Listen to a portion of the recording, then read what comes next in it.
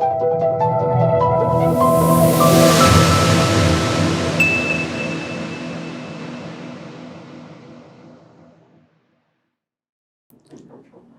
बार मैं विनय जैन पुनः आपके समक्ष उपस्थित हूँ। आज का हमारा जो विषय है मध्य प्रदेश राज्य व्यवस्था समसामयिक घटनाक्रम पर आधारित है। आज हम जिन प्रश्नों की आपके साथ चर्चा करेंगे उसकी सबसे महत्वपूर्ण विशेषता ये है कि यह प्रश्न आपको पढ़ने का एक नया दृष्टिकोण देंगे और आपकी परीक्षा की तैयारी को और उन्नत बनाएंगे।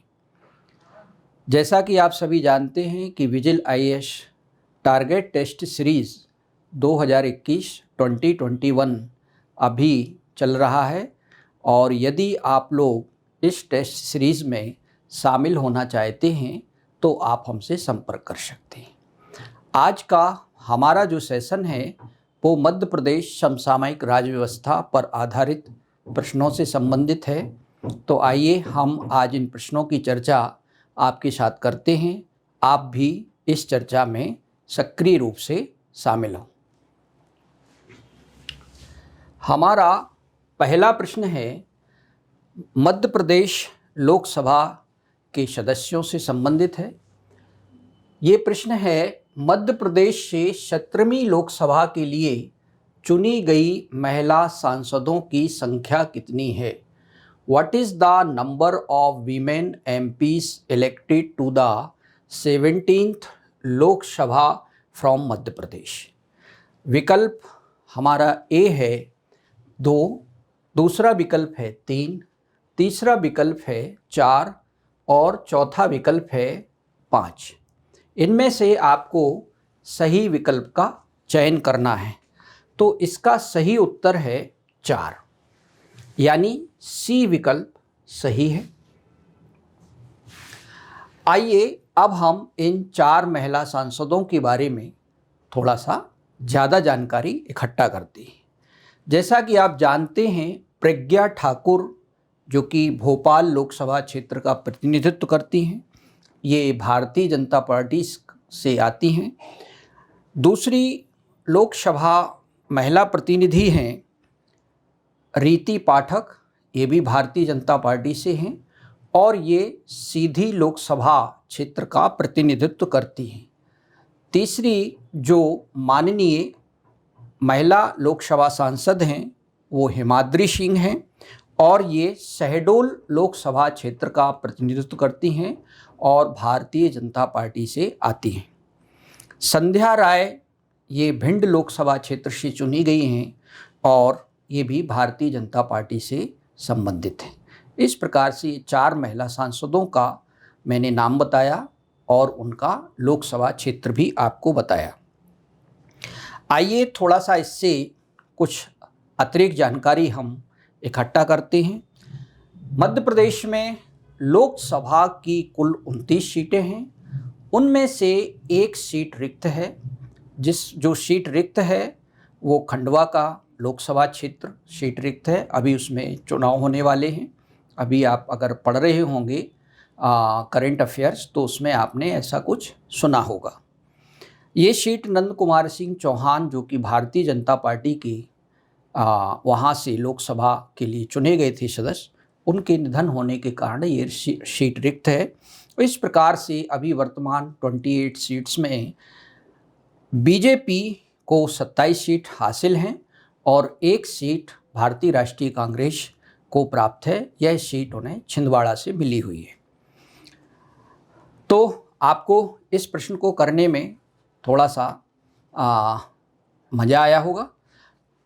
उम्मीद करता हूँ कि आप इस प्रश्न से अपने आगे तैयारी करने में आप कुछ बदलाव ज़रूर करेंगे, है ना। आपको चाहिए कि आप सभी लोकसभा सांसदों के बारे में जो क्वेश्चंस बन सकते हैं उन प्रश्नों को आप तैयार करें। दूसरा हमारा जो प्रश्न है वो है वर्तमान में मध्य प्रदेश से महिला राज्यसभा सांसदों की संख्या कितनी है? At present the number of women Rajya Sabha MPs from Madhya Pradesh is. और आर। पहला विकल्प है ए 2, बी दूसरा विकल्प बी यानी 1, तीसरा विकल्प है सी यानी 3 और चौथा विकल्प है डी यानी 0। तो इसका सही उत्तर है बी, यानी राज्यसभा में मध्य प्रदेश से एकमात्र महिला सांसद हैं जो राज्यसभा का प्रतिनिधित्व करती हैं और इनका नाम है संपतिया उइके। याद कर लें आप लोग, संपतिया उइके। आप जानते हैं कि मध्य प्रदेश में राज्यसभा की कुल 11 सीटें हैं। सभी सीटें जो है वो भरी हुई हैं, कोई भी सीट रिक्त नहीं है। इसमें कांग्रेस के जो राज्यसभा सांसद हैं उनकी संख्या 3 है और शेष 8 राज्यसभा सांसद भारतीय जनता पार्टी से आते हैं। तो आपको इस प्रश्न में ये रणनीति अपनाना है कि आप राज्यसभा के जो सदस्य हैं मध्य प्रदेश से उनके बारे में भी आप पढ़ें। हमारा अगला प्रश्न है, ये मध्य प्रदेश की एक महत्वपूर्ण शख्सियत है उमा भारती जी। प्रश्न को पहले हम पढ़ लेते हैं। उमा भारती ने किस एक लोकसभा क्षेत्र का प्रतिनिधित्व नहीं किया है? अब यहाँ पे आपको ये ध्यान रखना है कि यहाँ नहीं किया है पूछा है आपसे, जल्दबाजी नहीं करना है आपको। Uma Bharti did not represent which one Lok Sabha constituency? तो विकल्प ए है झांसी, विकल्प बी है खजुराहो, विकल्प सी है भोपाल और विकल्प डी है टीकमगढ़। तो आप सभी जानते हैं कि खजुराहो से वो कई बार लोकसभा सांसद चुनी गई, एक बार वो भोपाल से चुनी गई और 2014 में वो झांसी लोकसभा क्षेत्र से चुनी गई। जैसा कि आप जानते, झांसी उत्तर प्रदेश में आता है। बेसिकली जो उमा भारती जी हैं वो टीकमगढ़ ज़िले से बिलोंग करती हैं। तो इसका सही जो उत्तर होगा वो डी सही होगा, यानी टीकमगढ़। टीकमगढ़ से जो लोकसभा हमारे प्रतिनिधि हैं डॉक्टर वीरेंद्र कुमार, जो कि अभी केंद्रीय मंत्री हैं, सामाजिक न्याय एवं अधिकारिता मंत्री, social justice and empowerment minister.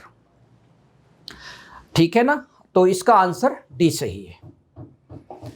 अगला हमारा जो प्रश्न है वो है, पंचदश मध्य प्रदेश विधानसभा में महिला सदस्यों की संख्या कितनी है? अब यहाँ पे थोड़ा सा क्लिष्ट हिंदी है।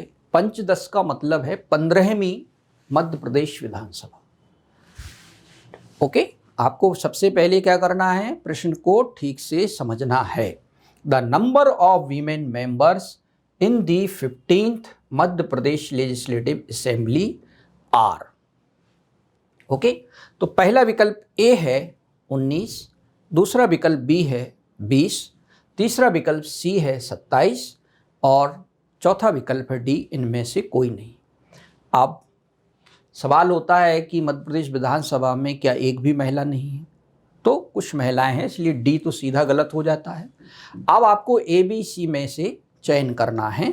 अगर आपने इस प्रकार से थोड़ी मानसिक कसरत की होगी तो आपको इस प्रश्न का जवाब मालूम होगा। इस प्रश्न का सही उत्तर है ए 19।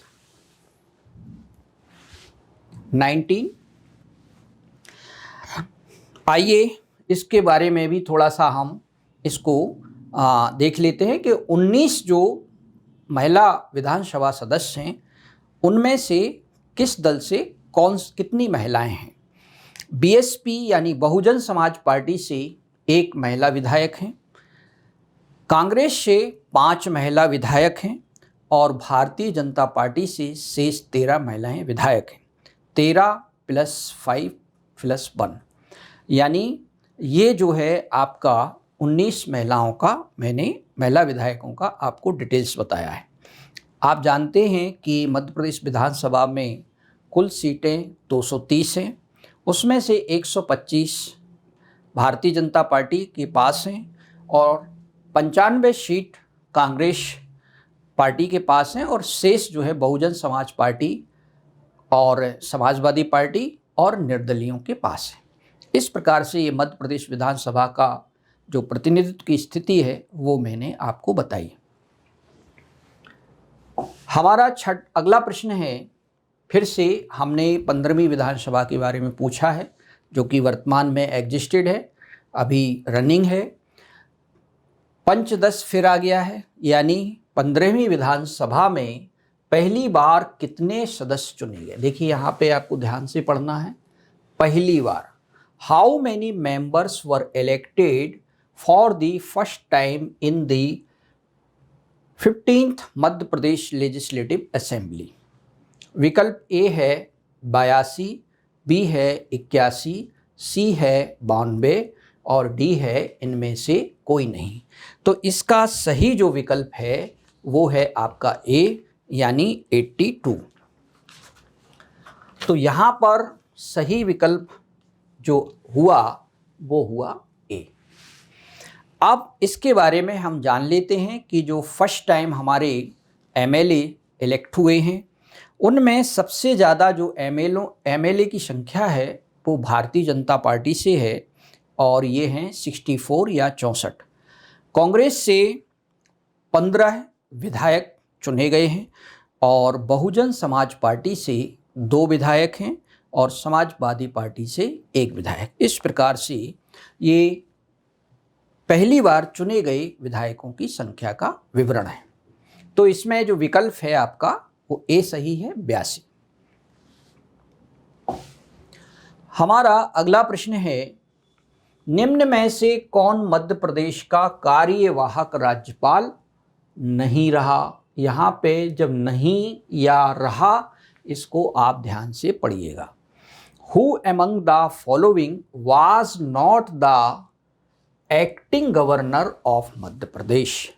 विकल्प ए है ओपी कोहली, विकल्प बी है आनंदीबेन पटेल, विकल्प सी है गुरु प्रसन्न सिंह और विकल्प डी है पीवी दीक्षित। तो यदि आप राज्यपालों का सूची देखेंगे तो उसमें आनंदीबेन पटेल को छोड़कर शेष 3 जो कार्यवाहक राज्यपाल रहे हैं यानी ओपी कोहली रहे हैं, गुरु प्रसन्न सिंह रहे हैं और पीवी दीक्षित रहे। तो यानी हमारा जो विकल्प सही है वो है D, sorry B for Bombay, Anandiben Patel. अब आनंदीबेन पटेल जो है आप सभी जानते हैं गुजरात की वो सीएम रही हैं और मध्य प्रदेश में पूर्णकालिक राज्यपाल के रूप में भी उन्होंने जिम्मेदारी का निर्वाह किया है। और लालजी टंडन जो कि उस समय तत्कालीन राज्यपाल थे, उनके बीमार होने पर उन्होंने अतिरिक्त प्रभार राज्यपाल का मध्य प्रदेश का संभाला था, क्योंकि वो अभी या उस समय जो है उत्तर प्रदेश की राज्यपाल थे। तो अतिरिक्त प्रभार था उनके पास, है ना कि वो कार्यवाहक थे। तो इस प्रकार से आपका ये इसका जो उत्तर है वो बी सही होगा, है ना। आपको समझ में आया ना। नेक्स्ट प्रश्न है हमारा, मध्य प्रदेश विधानसभा स्पीकर को परामर्श देने के लिए 22 जून 2021 को गठित की गई अस्थायी समिति, अस्थायी मतलब एडहॉक कमेटी के संयोजक हैं। The convener of the ad hoc committee constituted on 22 June 2021 to advise the speaker of the Madhya Pradesh legislative assembly is. देखिए, ये मैं अपने वीडियो सीरीज़ में इस तरह के प्रश्नों को आप पहली बार सुन रहे होंगे, तो मैं आप लोगों को ये कहना चाहूँगा कि मध्य प्रदेश विधानसभा की जो महत्वपूर्ण समितियां हैं उनके बारे में भी आप जानकारी प्राप्त करें। तो इसका सही उत्तर है अस्थायी समिति के जो संयोजक हैं वो हैं हमारे सीता शरण शर्मा, है ना। कौन है? सीता शरण शर्मा, यानी हमारा बी विकल्प सही है, बी फॉर बॉम्बे, सीता शरण शर्मा। आप सभी जानते हैं कि जो हमारी पार्लियामेंट्री प्रोसीडिंग्स है वो सेम लेजिस्लेटिव प्रोसीडिंग्स की तरह ही है।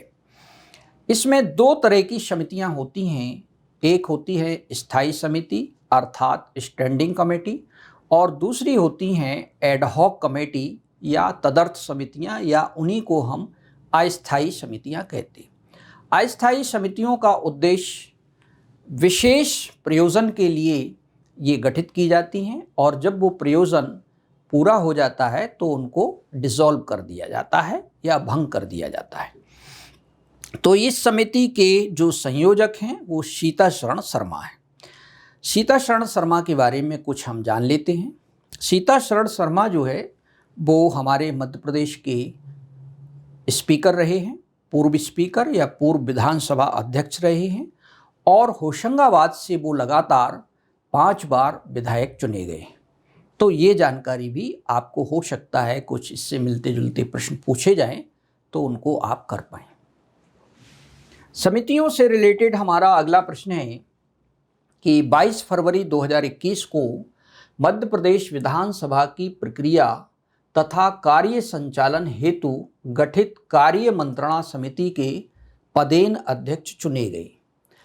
On February 22, 2021, the ex officio chairman of the Business Advisory Committee constituted to conduct the process and business of the Madhya Pradesh Legislative Assembly is। विकल्प हमारा ए है शिवराज सिंह चौहान, विकल्प बी है नरोत्तम मिश्रा, विकल्प सी है गिरीश गौतम, और विकल्प डी है गोपाल भार्गव। तो इसका जो सही उत्तर है वो है गिरीश गौतम। गिरीश गौतम जो है वो वर्तमान में हमारे विधानसभा के स्पीकर हैं, और जो समिति गठित की गई है कार्य मंत्रणा समिति, जिसे बिजनेस एडवाइजरी कमेटी कहते हैं, इसका काम होता है कि विधानसभा का एक शेड्यूल बनाना, उसका एक टाइम टेबल निर्धारित करना। तो कार्य मंत्रणा समिति का जो फंक्शन है, कार्य है, वो भी आपको यहाँ जान लेना चाहिए। अगली समिति के बारे में हम लोग जानते हैं। 5 मई 2021 को गठित नियम समिति के पदेन सभापति होंगे, है ना, या चुने गए। The ex officio chairman of the rules committee constituted on 5 May 2021 will be. विकल्प ए है गिरीश गौतम, विकल्प बी है शैलेंद्र जैन, विकल्प सी है संदीप जायसवाल, और विकल्प डी है राकेश मावई। तो इसका जो सही विकल्प है, चूँकि उसमें पदेन सभापति पूछा गया है ना, एक्स ऑफिशियो, तो इसका पहले हम उत्तर जान लेते हैं। उत्तर इसका सही है ए, यानी गिरीश गौतम। और एक्स ऑफिशियो का मतलब क्या होता है? पदेन अध्यक्ष का मतलब होता है जो भी विधानसभा का स्पीकर बनेगा वो स्वतः ही इस समिति का अध्यक्ष हो जाएगा। इसको कहते हैं हम लोग पदेन अध्यक्ष। ओके, तो ये प्रश्न जो है ए सही है इसका। आप सभी जानते हैं कि जो नियम समिति होती है उसका काम होता है matters of procedure and conduct of business, यानी जो हमारी विधानसभा है उसकी जो कार्यवाही है, उसमें जो आपका लोगों का बिहेवियर है, उस पूरी कार्यवाही के मुद्दों को डील करना, या उसमें कोई अगर संशोधन करना है तो वो संशोधन भी यही समिति करती है। लोकसभा में भी इसी तरह की समिति होती है। हमारा अगला प्रश्न है, मध्य प्रदेश विधानसभा स्पीकर किस एक समिति के पदेन सभापति नहीं होते? अब यहाँ पे ध्यान से पढ़ना है, नहीं पूछा गया है। Madhya Pradesh Vidhansabha speaker is not the ex officio chairman of which one committee. तो इसका सही उत्तर जो है वो आचरण समिति है या इथिक्स कमेटी है। सही उत्तर है हमारा डी फॉर दिल्ली, है ना। तो डी और बी में प्रोनाउंसिएशन में थोड़ा सा अंतर करने के लिए हम ऐसा बोलते हैं। तो आचरण समिति इसमें सही उत्तर है। तो आप यहाँ पे याद कर लें कि जनरल पर्पसेस कमेटी है या जो रूल कमेटी है या जो बिजनेस एडवाइजरी कमेटी है, जो हमारे विधानसभा के स्पीकर होते हैं, वो उसके एक्स ऑफिशियो होते हैं। अब हम देखते हैं कि इन कमेटीज़, जो 3 कमेटी हैं या चारों कमेटी हैं, इन कमेटीज़ के या समितियों के क्या कार्य हैं, क्या फंक्शन होते हैं। तो सामान्य प्रयोजन जो समिति होती है, इसमें वो सभी विषय आते हैं जो अन्य समितियों को नहीं सौंपे जाते हैं, है ना। तो अन्य समितियों को जो सौंपे गए विषयों के अलावा विषय होते हैं, वो सामान्य प्रयोजन समिति उसको डील करती है। नियम समिति का काम क्या होता है? ये सदन की कार्रवाई संबंधी मामलों को रेगुलेट करती है, उसको नियमित करती है, उसके लिए नियम बनाती है। कार्य मंत्रणा जो समिति होती है, अभी हमने आपको बताया था, ये टाइम टेबल या शेड्यूल जो होता है विधानसभा का, उसको रेगुलेट करती है। और आचरण समिति जो होती है, जैसा कि उसका नाम ही है आचरण समिति, a moral and ethical conduct of member, यानी जो हमारे सदस्यगण हैं उनके नैतिक और जो आदर्श व्यवहार उनका जो होना चाहिए सदन में, मर्यादित व्यवहार, उसको ये डील करती है, उससे संबंधित है। आचरण समिति का जो अध्यक्ष होता है उसे स्पीकर नियुक्त करता है। तो आगे बढ़े हम लोग। हमारा 12वां प्रश्न है, 4 मार्च 2021 को मध्य प्रदेश विधानसभा की लोक लेखा समिति का सभापति किसे नियुक्त किया गया? On 4th March 2021, who was appointed as the chairman of the Public Accounts Committee of Madhya Pradesh Legislative Assembly? विकल्प ए है पीसी शर्मा, विकल्प बी है रामपाल सिंह, विकल्प सी है गौरी शंकर बिसेन और विकल्प डी है कुंवर सिंह टेकाम। इसमें सही जो उत्तर है हमारा वो ए सही है, पीसी शर्मा। इनके बारे में आप लोगों ने सुना होगा, पढ़ा होगा। ये लोक लेखा समिति के अभी सभापति नियुक्त किए गए हैं। पब्लिक अकाउंट कमेटी जो होती है उसका काम होता है कि वो पब्लिक एक्सपेंडिचर को एग्जामिन करे, यानी वो होने वाले लोक व्यय पर नज़र रखे, है ना। और इस समिति का जो सभापति होता है वो अपोजिशन पार्टी से होता है या विपक्षी दल से होता है और इसका कार्यकाल 1 वर्ष होता है। तो ये प्रश्न का उत्तर सही हमारा ए है। अगले प्रश्न की तरफ हम लोग बढ़ते हैं। 4 मार्च 2021 को मध्य प्रदेश विधानसभा की प्राक्कलन समिति का सभापति किसे नियुक्त किया गया? Who was appointed as the chairman of the Estimates Committee of the Madhya Pradesh Legislative Assembly on 4th March 2021? विकल्प ए है सुदेश राय, विकल्प बी है रामपाल सिंह, विकल्प सी है राम लल्लू बैस और विकल्प डी है बैजनाथ कुशवाहा। तो इसका सही विकल्प जो है वो रामपाल सिंह है ना, यानी बी विकल्प सही है, बी फॉर बॉम्बे। रामपाल सिंह यहाँ पे आपका विकल्प सही है।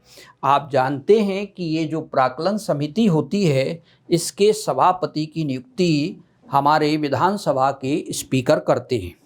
इसका काम जो होता है वो होता है बजट में जो हम राशि तय करते हैं उसका अनुमान लगाना, है ना। तो ये बजट एस्टिमेट्स के लिए बनाई जाती है ये कमेटी। तो आपको यहाँ पे इस समिति का क्या फंक्शन है वो भी जान लेना चाहिए। अगले प्रश्न की तरफ हम बढ़ते हैं। 4 मार्च 2021 को मध्य प्रदेश विधानसभा की सरकारी उपक्रमों संबंधी समिति का सभापति किसे नियुक्त किया गया है? On March 4th, 2021, who has been appointed as the chairman of the Committee on Government Undertakings of the Madhya Pradesh Legislative Assembly? तो इसका जो सही उत्तर है वो है आपका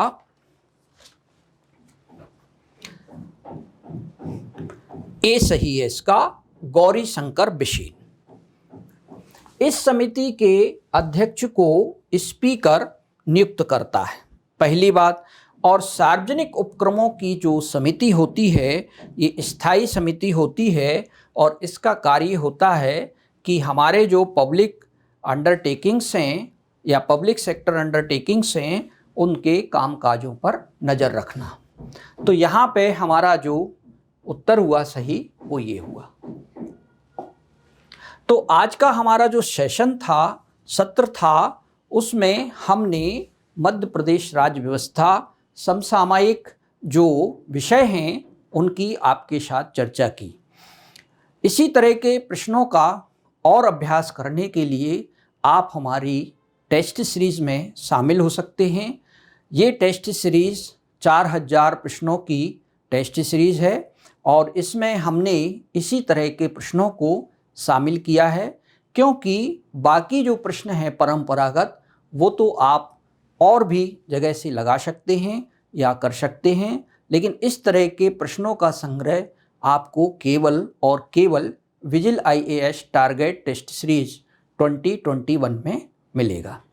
आप लोगों ने हमारी इस परिचर्चा को ध्यान से सुना, समझा। हम आपसे ये उम्मीद करते हैं कि आप इस परिचर्चा को लोकप्रिय बनाएं और उसके लिए ज़रूरी है कि आप हमारे चैनल को सब्सक्राइब करें। उसमें जो भी आप अपना विचार रखना चाहते हैं कमेंट बॉक्स में आप उसको ज़रूर लिखें और साथ में उसे पसंद करें या लाइक करें। Thank you so much.